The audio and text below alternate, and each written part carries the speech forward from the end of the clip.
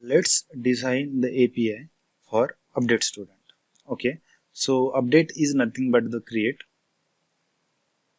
Okay, so it's same API.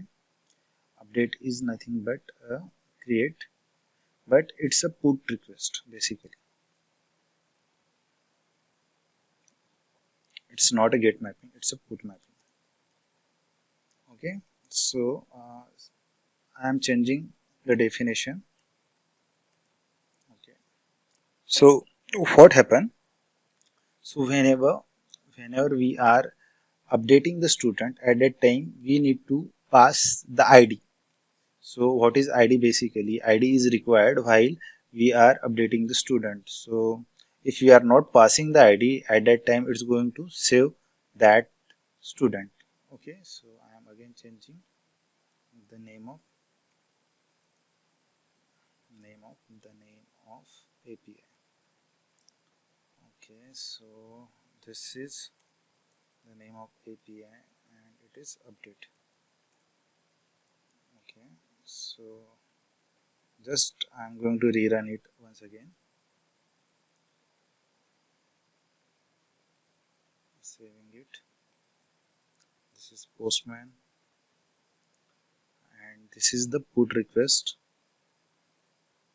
Yeah, put mapping. This is the put request and yeah, let's what I do. I just first get all the student.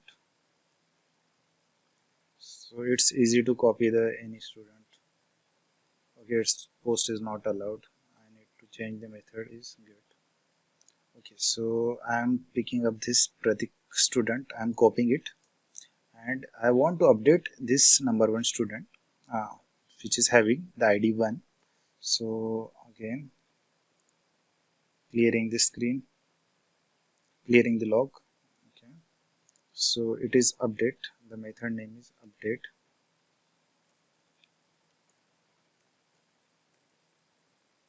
and it is put request having the body. Yeah, it's already have the body, but yeah, I am passing this body, and I want to change the name of student is Pratik Dandare, not only Pratik, and now he is moving to Nagpur. Okay, so now he is in Nagpur. So what I do, I'm sending the request and look at this. At this time it's going to run the update query. So update query is for updating the existing student. So it's like whenever it's update, my updated name is Pratik Dandare and updated address is Nagpur. Now let's check the database.